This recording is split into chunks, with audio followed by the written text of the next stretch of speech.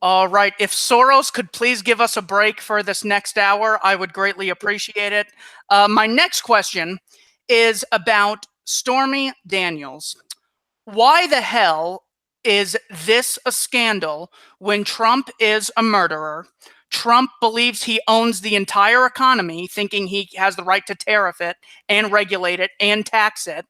Uh, why is it? I get that this is sort of an obvious question, but it gets to like, why are the cats playing piano videos huge, but the most dangerous superstition is not like everywhere? What do you think is the psychology or the thinking behind all of this stuff? Because it's comfortable to think about, for people to think about things that don't at all threaten their paradigm. It's comfortable for people to think about like scandals and this that fit in some stupid tabloid about like who cares. They don't really want to think about the fact that, yeah, there's actually the US empire, no matter who's on the throne, is off murdering people on the other side of the world. So they want to focus on something that doesn't make them uncomfortable. And that's actually a key thing in Candles in the Dark, and in writing the script for The Mirror, is to gently make people uncomfortable on purpose by making it,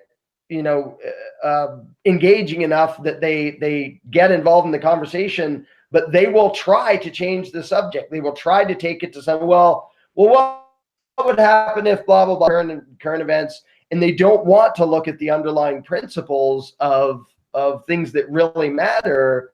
So it's just a comfort level. They don't mind like, oh, to be a porn star and he had an affair and blah, or whatever, because to them, that's something they can talk about and be judgmental about or say they don't care about, but none of it approaches anything resembling a thought that matters in the slightest.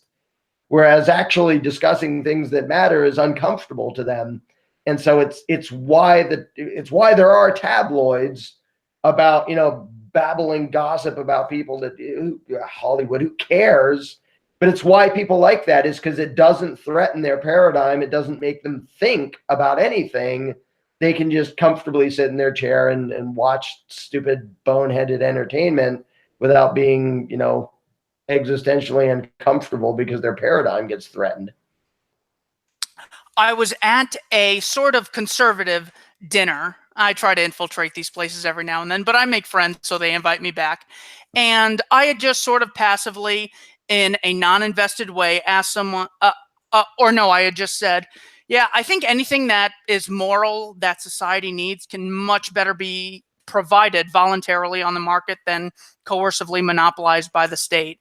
Like 6 hours go by, it's like right at the end of everything, and some guy walks up to me and just says, military. Huh, I knew I'd think of something. You, ironically, have called this the one that takes the boat as far as without government who would provide X. Why does that take the boat for you? Well, that's because it's so, whenever you can think of something that's huge, and it's, conservatives will talk about the military and the leftists will talk about the welfare state, but it's like, it's so big, we can't just do it ourselves. And the military is one of the best scams that ruling class has ever done, because they pretend and they teach people as if you need these giant war machines to defend yourself against an invading army, which no, actually you don't. Giant war machines mostly are useful against other giant war machines. But when it comes to defending yourself from invaders, basically a bunch of people with long guns does just fine. With rifles does just fine. But if you can make people think, like if you can make some huge thing that like, you can't make an aircraft carrier, and people can't think far enough to go, we don't need an aircraft carrier to defend. We need 100 million gun owners, which we already have. And that's just fine. And they don't, and it's so funny because they don't even inside the statist mythology, they're not at all clear, because a lot of these people are constitutionalists and they're completely unaware of the fact that the founders said, don't have a standing army. And what we have is a giant standing army and a bunch of constitutional conservatives saying we need this giant standing army, which is exactly what they said not to have. But they've been convinced that you need these giant monstrous machines or we'll just totally be taken over. And it's still just another version of fear mongering. And, the left version is we'll all be sick and old and dying of whatever if government doesn't take care of all of us. But you have to make it on a big enough scale that people think, I don't know how we would do that voluntarily. And the answer to the military is we wouldn't do that voluntarily, and we don't need to do that voluntarily. We just need to have an armed populace. Switzerland has done just fine with almost no military, except they all own machine guns. That works really damn well for them. And if you look at a map of World War I and World War II of who moved where, there's Switzerland just sitting there and everybody shoots each other around it. It's like, we're not going there. There's like, we're neutral, leave us the hell alone, don't come in here. But it's just a matter of, if you make something seem so big that, we can't, and people will even say, well, we never would have got to the moon. Like, really? It's like, without slavery, we never would have had the pyramids. I don't care that much about pyramids. I don't care about that much about getting to the moon. I care a little bit more about not violently oppressing my fellow man. But that's the sort of thing they'll point to, is we couldn't have done this privately. And the funny thing is, now we have private space travel, so that's out the window. That excuse is out the window. Now we just need a private pyramid, and then maybe people will stop saying we need slavery to build a pyramid. I actually found it, and I've been inside of it. It's called the Luxor in Las Vegas. It's a privately built pyramid. We've gotten it. We already have one. It's now illegitimate. Yay. So there's a great book, Fool's Errand, Time to End the War in Afghanistan by Scott Horton. And he makes, in the first chapter, the best case for blowback being why other countries hate the U.S. and why they sometimes carry out terrorism against U.S. civilians. It's such a clear-cut case that I'm talking to to someone who believes in this theory, but is still a statist. And they're like, yeah, that's definitely the reason why other countries hate us, is because, we invade them. And I'm like, all right, do I ask them, well, is it okay for Washington, D.C. to intervene in individual states? But instead I took it to, do you really think you're smarter than Homeland Security, the FBI, the CIA, the NSA, Congress, and all their staff? Why is it so hard for people to question the motives? I mean, it's very obvious why other countries hate the U.S. Why is it so hard for people to question the motives behind the military when Smedley Butler exposed it 100 years ago? Because if you've been raised to think that the teacher at the head of the classroom is the one to handle everything, and that you have to just sit there and do as you're told and everything will be okay, to find out that the teacher is a mass murderer, it's kind of an uncomfortable thing to consider. And that is really what the reality is. And I'll tell people, like, the blowback thing of oh, well, yeah, they did that, and now this has happened by accident. It wasn't by accident. And the thing is, when people don't understand sociopaths and they don't understand how they gravitate towards power and how they function when they get power, people will project their own goodness onto sociopaths. And this was actually the topic of my talk down in Anarchist. But that blowback was by design. When you hear these stories of, well, these, the Guantanamo Bay or wherever else, where U.S. forces will torture somebody and they will tell the person, here is what the guys back at the Pentagon want to hear from you. And they feed them a story and they torture them until they feed the story back. You don't do that if you're trying to find the truth. You do that if you're trying to make an excuse and make a war. And to anybody who thinks that the U.S.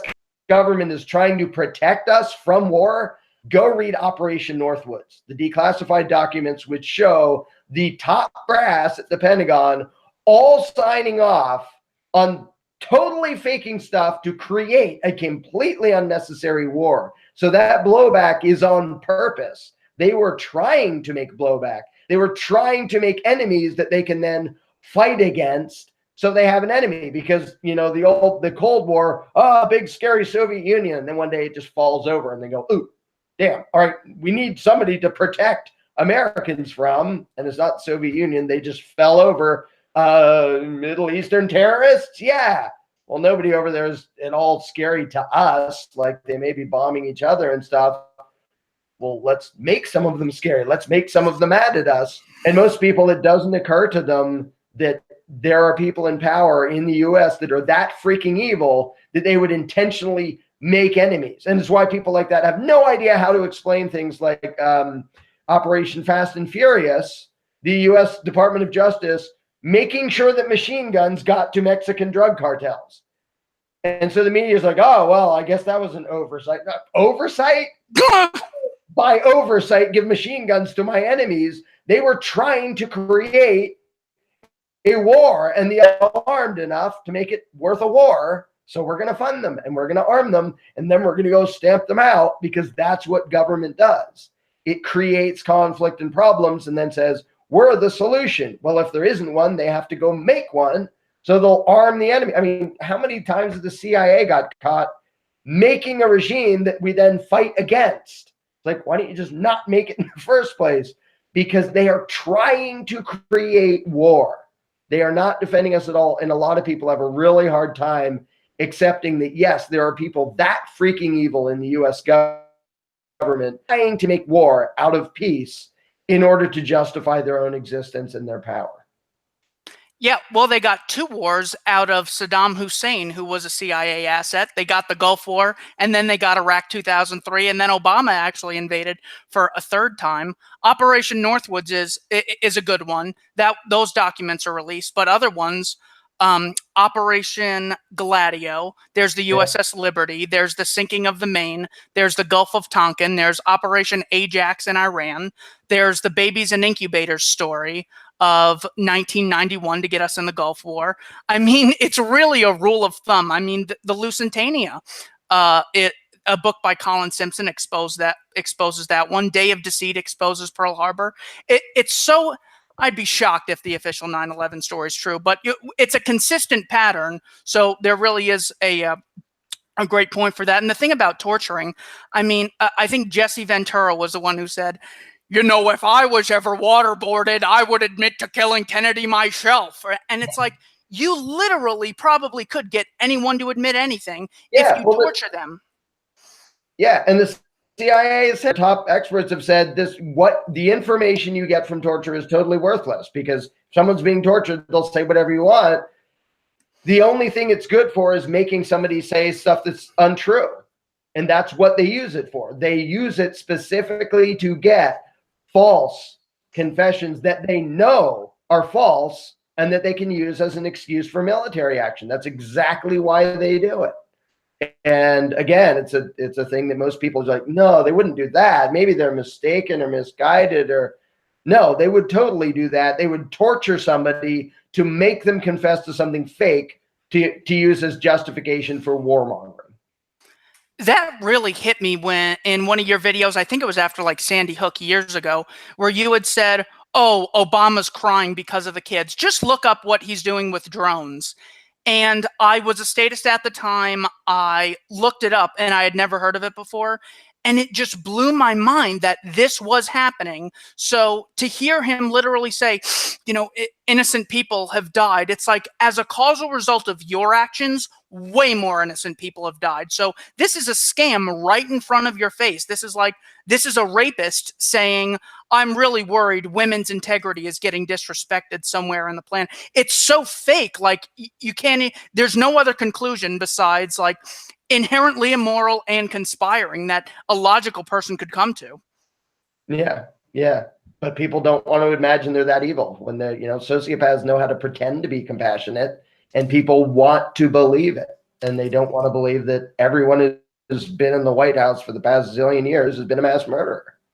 Those are the only people who ever get anywhere near it. You have to have heard this one before. I just got it the other day and I just started laughing. Someone said to me, we're having a discussion about government, and they said, well, I'm not an anarchist yet. What is the psychology behind I'm not an anarchist yet? I've heard that quite often, and I brought it up. It's so funny and fascinating. And I have laughed at not laughed at them maliciously, but it's so funny because who else says that? Like, I don't say, well, I'm not a fascist yet.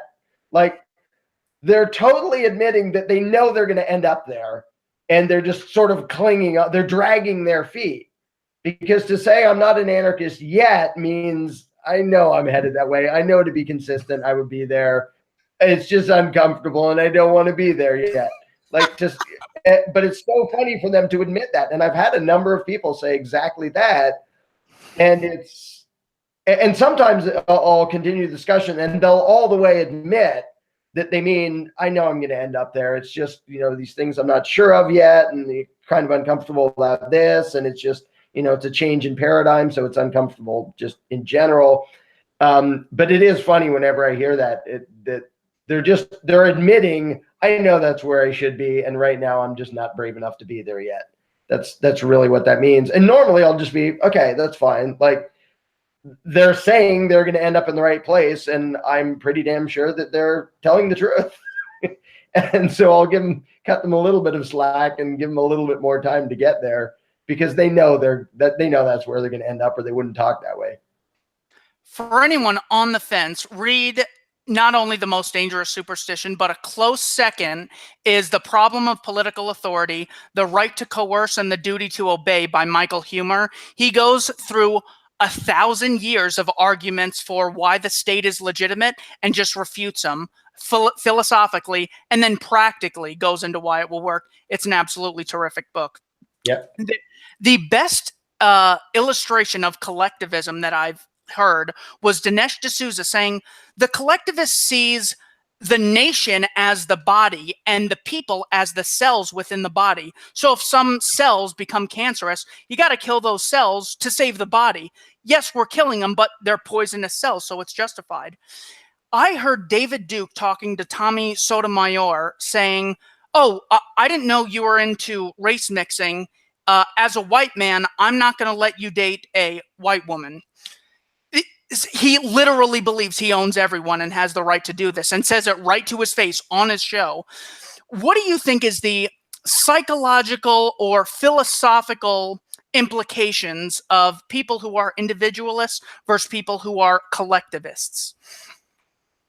Oh, that's a huge question. For the example you just used, especially among, racists and people who take pride in their race, and I don't care if it's black or white or anything else, to take pride in something you had nothing to do with, to take pride in it, to do the groupthink routine where it's pack mentality. It's I'm proud to be in this gang is basically an act of cowardice because it's like apparently you don't on your own have anything that you were responsible enough to actually be proud of.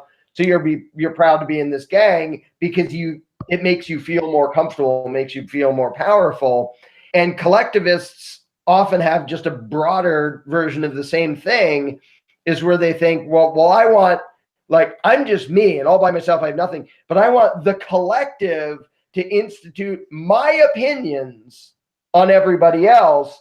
And then it's okay if we sacrifice other individuals. But the massive hypocrisy in every collectivist is that they always have their idea of what the collective should do as if they're going to be in charge of it.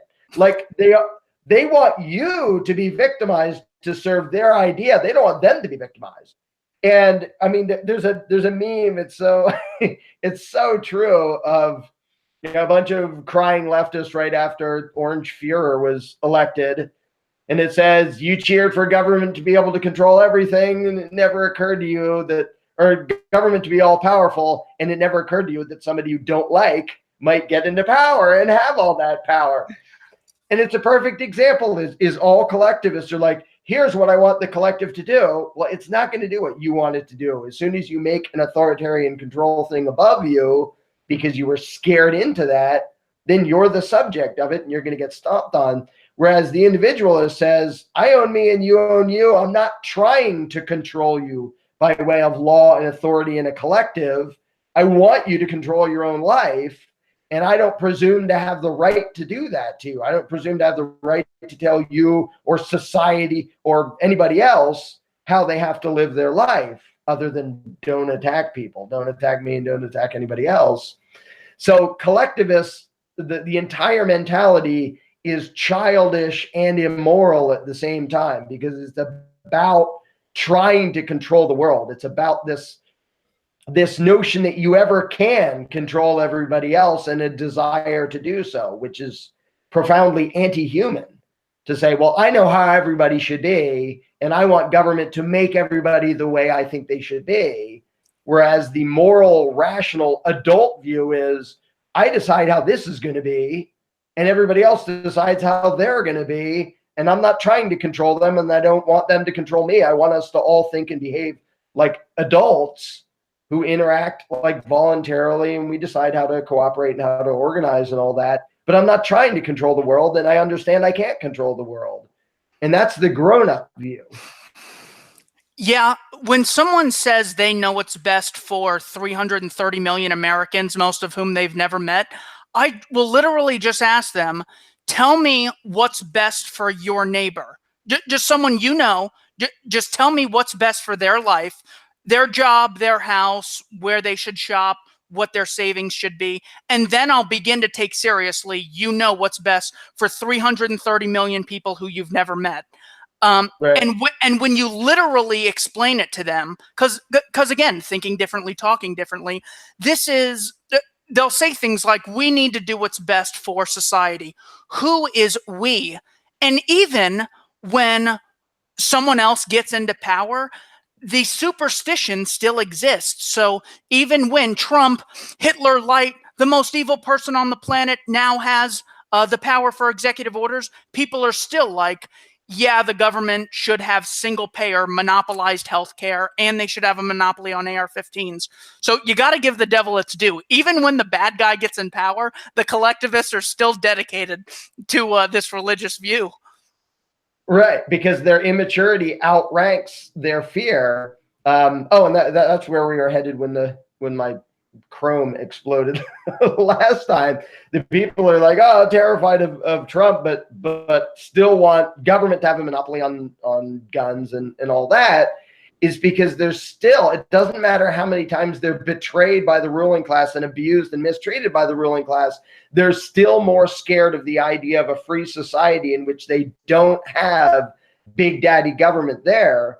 And it's why I talk about battered citizen syndrome, because it really is that. It's the thing, well, they beat us up and they mistreat us and they're a bunch of liars and they're nasty and horrible. Well, how about just get away from them and don't have them there anymore? No, that would be unpredictable and chaos, and I can't imagine life without it. And they'll probably be better next time, and we just have to ask harder. And it's pathetic, because it really is the same phenomenon of refusal to accept responsibility for your own life and wanting so bad to have an all-powerful force that will take care of you, that you ignore the fact that it just abuses you over and over and over again. And if somebody comes along and says, let's not have that abusive thing there at all, they will vehemently, and it's an exact parallel. Like if you, a woman who gets physically beat up by her husband, and they say, you should leave him and maybe you should press charges. No, he means, I can't leave him. I don't know how I live. And he means well, and I know he loves me and he's trying to get better. All these excuses for her abuser. And it's a psychological problem. It's not her fault. It's not okay that that's happening to her, but those systems happen. Those patterns happen with her as part of the pattern, because there's a bunch of people who know, you lay a hand on me and I'm gone. You'll be lucky if you're not gone. And logical pattern where the abuser and the abused both play a role in it. And citizens and voters are the abused. They keep voting for a ruling class that keeps mistreating them and robbing them and beating them up. And they still don't have the internal strength to step away and say, we don't need rulers anymore. We don't need masters, because they're so scared of the notion of the uncertainty of freedom. They would rather have the certainty of violent oppression, which is just sad. What is the non-aggression principle?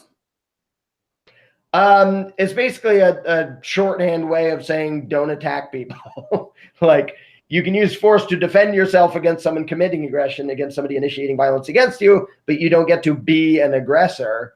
You don't get to commit force or fraud against somebody who hasn't done anything to you, who hasn't threatened anybody. And it's just sort of the shorthand way of saying that. What is self-ownership? again, it's sort of a shorthand thing. And some people even complain about, wait, how can you be the thing and the thing that owns the thing? I say, well, it's a very succinct, easy way that most people get the point, and they don't have to nitpick about, well, does that mean that, where they get, okay, because ownership means, if you own something, means you have the exclusive right to decide what's done with that thing.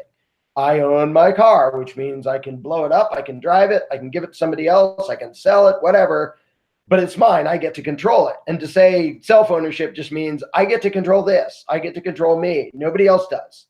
I'm in charge of this, and you're in charge of that. I don't get to violate your self-ownership, and you don't get to violate my self-ownership.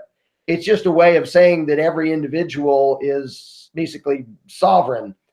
I hate how the term sovereign has been abused and mangled by a bunch of patriot mythology, but it's actually a good word for it. Is you're sovereign, you own yourself, you're in charge of yourself, and the same is true of every other individual. And that's when you understand that, or the non-aggression principle, that totally rules out government.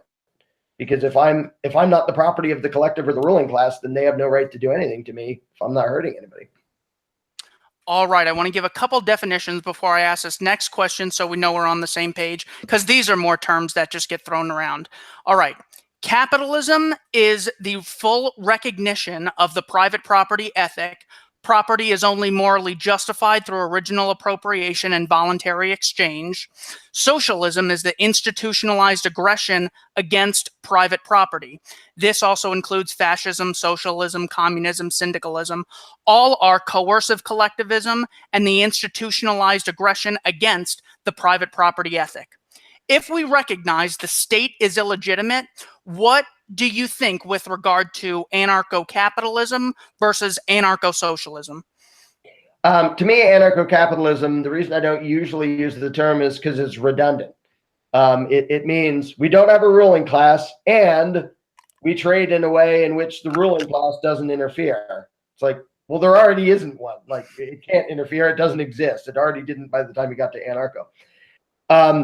Anarcho-socialism, there's two ways that people can advocate that. And the thing I always ask first is, when somebody says they're an anarcho-socialist or anarcho-communist or whatever, is, all right, by that, do you mean that we're not going to have a ruling class and you hope that people will voluntarily arrange in a communal way? Or do you mean we won't have a ruling class and you think people should be forced to interact in a communal way? Because if it's the former, you're merely misguided, but we'll get along fine. If you're not trying to force your will on me, you can go have your commune. Laws of reality might mess with it. Laws of economics might sort of stomp on you. I'm not going to. But if you mean, no, we're going to, have the people as a whole own the means of production. Well, what if I want to own a shovel? I just went and bought a shovel. I can make a hole with this shovel and get paid for it. I'm not giving it to the collective. Now what? And so socialists like to pretend it's about equality and fairness. And for the vast majority of them, it's about violent domination in the name of the collective, which as soon as you have that, if you have a central thing doing that domination, that's called government. Like, you can call it a giraffe if you want. It's the same thing. It's still violent domination through a central control mechanism. That's government. As for the ones that say, well, I would just choose this for myself, but you can do what you want, I say, that's cool. You're actually a voluntarist. You probably have some to learn about economics, because that's, in most cases, not going to work on any serious scale. But if you want to try that, have at it. But to me, individualism or collectivism, it all comes down to who owns me. Do I own myself, or am I the property of the collective? And the collective has the right to decide what's done with what I make. Because if you believe the latter, something immoral, B, you believe something violent, and C, you believe something that is absolutely government, including, well, we're going to democratically choose. Okay, so the gang will appoint a government that'll steal my stuff. Like, that's still government. It's still coercion. If it's just how somebody wants to organize and arrange things voluntarily, but they'll leave me alone, I don't care. Like, have at it. But most of them do mean violence. Yeah, and that actually goes to the history of communes. A guy named Epicurus, I think, like in ancient Greece, was running the first voluntary communes. There's nothing wrong with them at all, but the state definitely sees them as a competing authority, because if you see your local commune as where your allegiance is, the state's going to get pretty jealous, like a jealous psycho ex-boyfriend. And if you don't believe me, Google Waco rules of engagement. This is everything that they are afraid of, any passive allegiance to another group. And yes, I agree, anarcho-capitalism is saying I'm an unmarried bachelor. What are Last time you and I talked about the book, The Real Lincoln by Tom DeLorenzo, Lincoln being a huge myth in the religion of statism that's necessary to keep this superstition afloat. What are some of the other ones, the other historical myths that people use to justify the state that you believe have been refuted? Oh, there's so many. There's so many things that people want to credit government for. Like, with Lincoln, it was they ended slavery, and no, they didn't. Like, slavery was ended by people disobeying the law, the Underground Railroads and the juries that said we're just not going to convict people under the fugitive slave laws, even though they obviously violated them. We don't really care. And a parallel to that is what is alcohol prohibition. When that became unenforceable, we just don't care. We're going to drink alcohol anyway. In fact, we're just going to start shooting at your revenuers while we're at it. So when people try to point to authoritarian domination as if that solved a problem, and to me, one of the most ridiculous examples is like the racial S. It starts by a ruling class saying you're allowed to own those people. And then it says, okay, you're not allowed to own those people, but we're allowed to treat them completely differently and be violent, and our cops will beat them up, and they're not allowed to be in the same restaurants, and not just you're allowed to discriminate, you have to discriminate. You're not allowed to have a restaurant or a club or a whatever where whites and blacks mix, or government enforcers. And then government enforcers go, too many people want to get along. Whites and blacks aren't hating each other enough. So now we're going to come in and say, you have to integrate. You have to mix. Even in private industry, you're not allowed to decide who to relate to or who to associate with. We're going to force it that way. And so when people come along and say, well, if not for government, we'd have discrimination and stuff, like the entire way from slavery to now, government has been forcing people into arrangements they didn't want and perpetually making everything worse and more violent.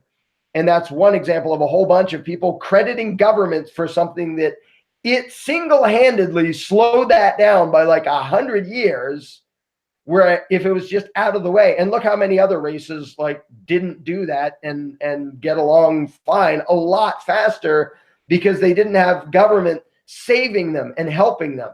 And there's a brilliant talk by Frederick Douglass, who was a former slave. And he was asked, well, what should Congress do with the Negro? Because that's the term they used back then. And he wrote a thing called, What Shall We Do with the Negro? And he said, leave them alone. Like, that's all. That's all. Just leave them alone. Don't harass them. Don't attack them. And don't help them. Your help is doing positive injury. Because even as somebody who had been owned, who'd been victimized that badly himself individually, government came along and said, we'll give you free stuff. And he was like, state, just leave me alone. I'm free now. I don't want your help. He was already wise and perceptive enough to realize that the people saying they were going to help him just wanted a different way to control him. And unfortunately, lots of people don't notice that. And so government finds new ways to manipulate and control people and do nasty things. And then they take credit for the goodness that they delayed for 100 years. But it's all over the place, and today people say, well, if you don't like government, I guess you don't like schools. Like, you don't think there were schools or roads without a ruling class? Like, they'll take credit for all the way everything. And most people still buy that. And they don't realize it's like crediting the fact that most of us have cars. Like, no, they were the main thing in the way of that happening. And you're crediting them because of their PR spin. So it's, I mean, the list of things I could go through is just infinite, of time, but statists will credit government with almost everything about society and civilization. Like, we wouldn't have anything. We wouldn't have this, or roads, or water, or like, you think politicians made water? What are you talking about? But it's that sad that they credit government violence with everything civilized when it's the opposite of civilization. Yeah, really. Without Nancy Pelosi and Barney Frank and Chuck Schumer, roads would not exist. Get the fuck out of my way. Okay. Two competing examples of this term are often used. Libertarianism, according to the Libertarian Manifesto by Murray and Rothbard, the libertarianism is the consistent application of the non-aggression principle and the private property ethic. A new, unfortunate competing example is libertarianism is socially conservative, socially liberal, fiscally conservative, small government. In your book, you have a chapter called The Libertarian Contradiction, referring to the minarchist or slavery light version of libertarianism. What is the minarchist libertarian contradiction? Basically, there are people who, they still believe in having a ruling class. They still believe in authoritarian power, but because they want less of it, basically they want a nicer slave master, they're pretending that that's the same as being an abolitionist. Like, we want slave masters to, you can only whip them with a whip that's this long, and you can only whip them 10 times a day, and because we're against slavery. No, you're not. You're for nicer slave masters.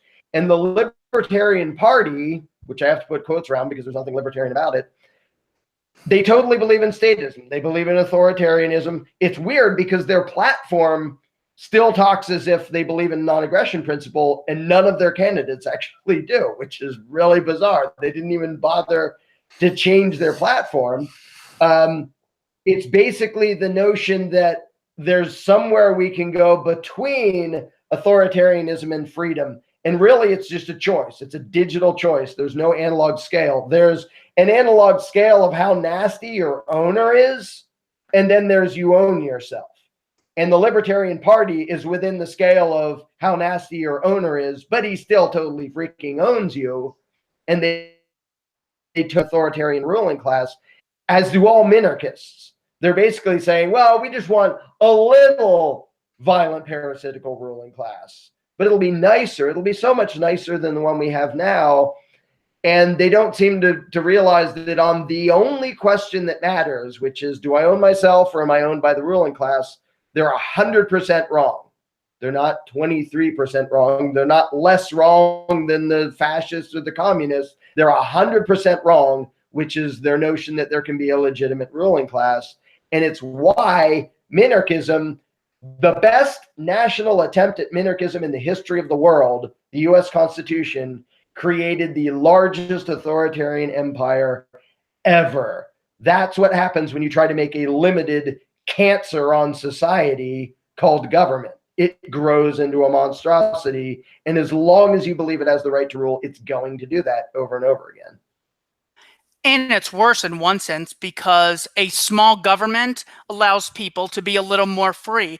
More free people make more voluntarily, mutually beneficial exchanges. Those exchanges make them wealthier. That wealth gives the ruling class more of a parasite bite to get out of, and that makes them even bigger over time. So yeah, it's not like it's just as bad. It's arguably a little bit worse, and you don't see it coming because you have this constitution that can just stop anything in its way because you just keep holding it up saying, I could have sworn this government was small. It says it right here, but it just never happens. It says it's supposed to be. Yeah, the masters figured out that free-range slaves produce more for them, so that's what they have now. Once again, Frederick Douglass, in describing his own life, describes a point at which his master let him go work for somebody else and keep a really little bit of what he earned, his master / owner. And at first he was like, this is awesome, this is free. And the guy was so intelligent, again, that he realized this is worse because I have all the responsibility of having to do all this and do all the effort. And it's still that guy's decision how much of it to let me keep. Like now all the risk and all the everything is on me, and he still robs me. And that feeling of freedom for a while made me feel better about it. And so that's basically Frederick Douglass figuring out that an income tax is worse than slavery because it gives people the impression that they're free, even though no, that guy over there still gets the exclusive decision of how much of what you produce he gets to steal. And he just figured out what the ruling classes figured out of, hey, give them enough freedom to make them more productive and keep robbing them, and we're better off. Like they're not fed by, we're going to make you poor. They're like, how much can we get out of our livestock? And they figure out, hey, free range humans produce more and enrich us more, and they feel more free, so they're less likely to resist. And that's how they view us, and that's how they calculate it.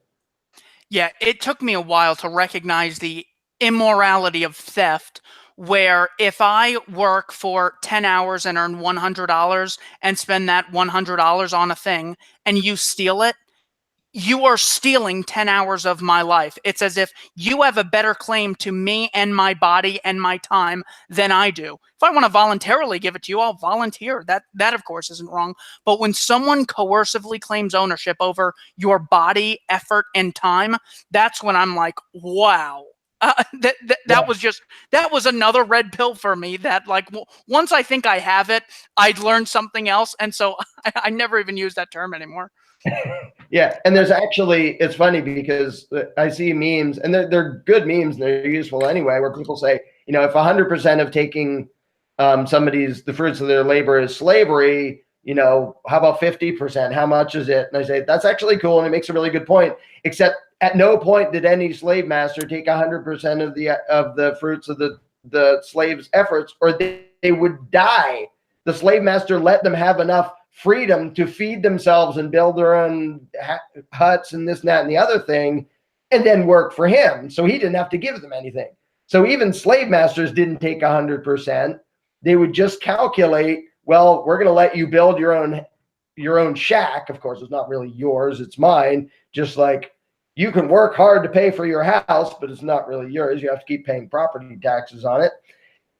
Because if you're managing humans like livestock, you realize you can't take everything from them. They starve to death. You have to let them do enough to feed themselves and then house themselves. And then we steal as much as we possibly can from them without them dying or revolting. And that is exactly how the ruling class looks at us, is how much can we steal and how much can we control them to get the most out of them without them dying or revolting. And that's how they look at us. These four conservatives have all agreed that taxation is the initiation of violence and theft. Steven Crowder, Ben Shapiro, Dennis Prager, and Bill Whittle. You have a chapter in your book called Conservative Cowardice. What is conservative cowardice?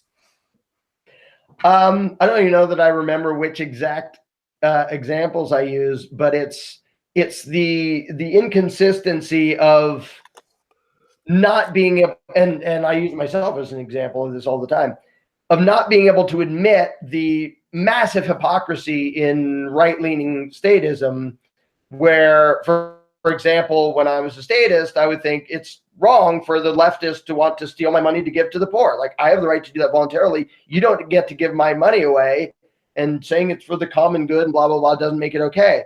However, for some inexplicable reason, it's perfectly okay for me to vote for a government who's going to tax you military, because you'll benefit from that. It'll be protecting you too. So it's only fair that you be forced to pay for it, blah, blah, blah. And then I was using the exact bogus collectivist line of reasoning that I would condemn when they used it in a direction I didn't like. And so conservative statists do the same thing, is they will have these nice, consistent, principled sounding arguments against leftists, and then immediately violate all of those principles for the flavor of authoritarian domination they want to see. What is liberal cowardice? The big one that comes to mind is my body, my choice only applies to one thing that, by the way, is not even technically your body. It's another person's body, but whatever. What is liberal cowardice? It's again ignoring the violence that can condone. And sometimes they ignore it so well that they don't even know they're ignoring. Like they've all the way convinced themselves that they are actually compassionate and caring, and they just try really hard to not look at the fact that, you know, the stuff that they want the welfare state to give away and to give to the poor and the elderly, yada, yada, yada, is taken by force from people, from me and you and everybody else. And so they don't want to look at the things that show that they are advocates of authoritarian violence. And it's interesting because so many leftists pretend that they're all about tolerance and compassion. And so they have to try extra hard to not admit to themselves that, wait, okay, so you're tolerant and compassionate, and that shows up by you wanting me threatened with being caged if I don't hand over money for your tolerant, compassionate ideas. And so they'll go out of their way to deny the violence inherent in what they condone, just as conservatives do in a different direction. What is the difference between principled and practical anarchism? I've learned to be wary of practical anarchists, the ones who say, well, I think it will work better. And I say, well, I think it'll work better too, but does that mean that if tomorrow you think fascism would work better for you, that you're going to go to that? Because as a principled anarchist who understands the non-aggression principle and self-ownership, even if my own interests aren't served by allowing other people to be free, I still allow other people to be free, because that's the only moral position to have. And to those people who think, well, right now my interests are served by not having a ruling class, but hey, if tomorrow a ruling class promises me something that's going to, you know, serve me at the expense of somebody else, I'll cheer for that. That's why you actually get a bunch of quote unquote anarchists who are like cheering for closed borders and stuff, like, I'm against government violence unless I think it'll benefit me, and then I'm all for it, and I'll somehow pretend that that's for freedom and yada yada yada. And that's why I have to like add a disclaimer, which is I used to say, like, nobody becomes an anarchist and goes back. The few people who do, who it looks like went back, were never anarchists in principle. They were anarchists because of the practical benefits. And when they turned around and decided that, hey, alt-right, nationalist, whatever might benefit me, I'm going to cheer for that. They're just basically nihilist opportunists who will go for whatever benefits them at the expense of somebody else, and never actually believed in it in principle. And it's, you know, it's discouraging to see people do that, especially people who pretended it was in principle and then immediately made up an excuse for why, well, in this case, we can't really go by principle because in this case, violent aggression helps me, so now it's okay. And I'll make up these long-winded, convoluted excuses for why it's okay, because it was never about principle. It just, the principle sounded nice when it happened to serve their agenda, but the moment it didn't, they're making excuses for violating it, which is not what a principle is.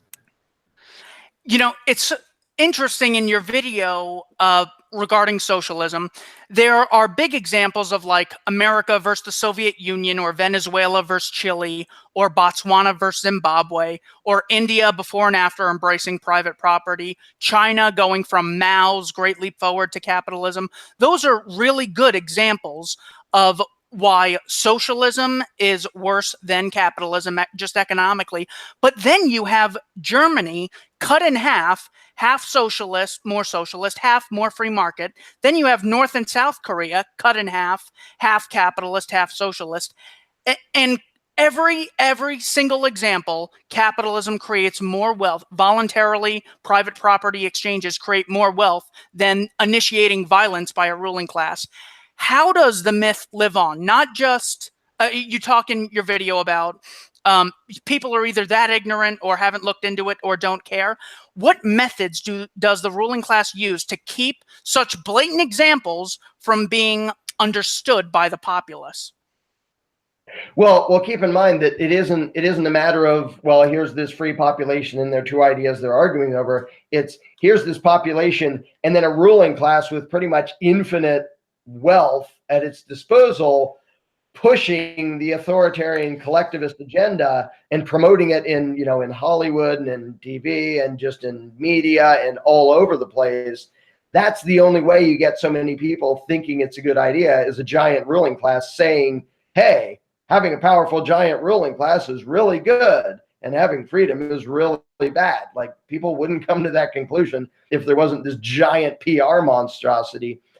But again, it also traces back to people's just immaturity, is they are scared of the unknown. They're scared of uncertainty. They want an all-powerful thing that tells them, don't worry, you'll have free education, you'll have free healthcare, and if you get sick, we'll take care of you, and if you stub your toe, mommy government will be there to help you. You don't have to be scared of anything. We'll take care of everything. And it's just the immaturity of people cheering for collectivism, to have an all-powerful government to make that stuff happen. And they're so scared of the unknown that they will ignore they'll ignore the just violent, vicious abuses collectivism actually leads to, because it sounds nice. You'll have free stuff, and they think, well, that was a different time and a different place. I don't really know why it happened over there, but it'll be great this time because government will give us all free stuff. And it's just being nasty, but they're being immature and stupid to not think it through and not take any responsibility for what they're cheering for, and not bother to find out why it always leads to that. And then they'll ignore the fact that there's no such thing as an all the way socialist or all the way free economy anywhere. Like, Netherlands has lots of free economy, sort of, except they rob you really bad to pay for their free healthcare and stuff. And so there's all these different, balances and collections of authoritarian control versus freedom. And they always want to give the authoritarian control credit for whatever hasn't been a disaster yet. And they'll even say, like, socialism is why we have fire departments and roads and clean air and blah, blah, blah, blah, blah. Because they don't want to understand. They want an excuse to get free stuff. And that's why they will ignore that much of history and philosophy and morality and just logic to be able to keep cheering for somebody to give them free stuff. With regard to order followers versus order givers, who do you think holds more moral culpability? I would have to say, on a practical level, that the ones actually carrying it out are the ones who did it. I don't think moral culpability is additive, though. Like, the guy who hires a hitman to kill his wife and the hitman, it's not like they have to add up to one culpability. They're both 100% guilty of conspiracy to commit murder.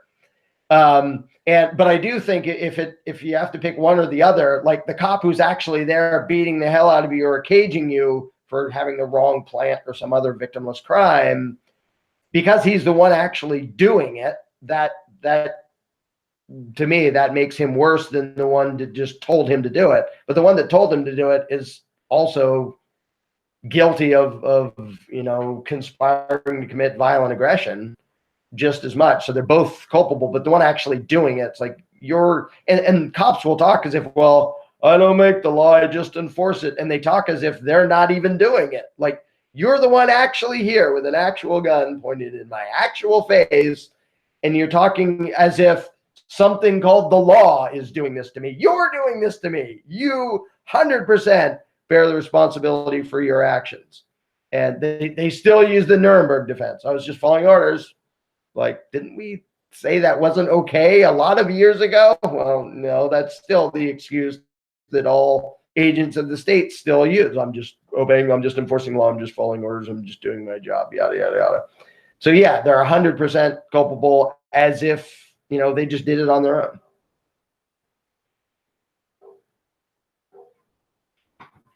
Oops, my audio disappeared. Can you try that one again? I suddenly weirdly can't hear you at all. I can see you, but I get no audio from you for some reason. Nope, nothing yet. That's rather bizarre, and my volume's up, so it's not that. Soros. Soros muted you. Still nothing. I can see you fine. I still can't hear anything.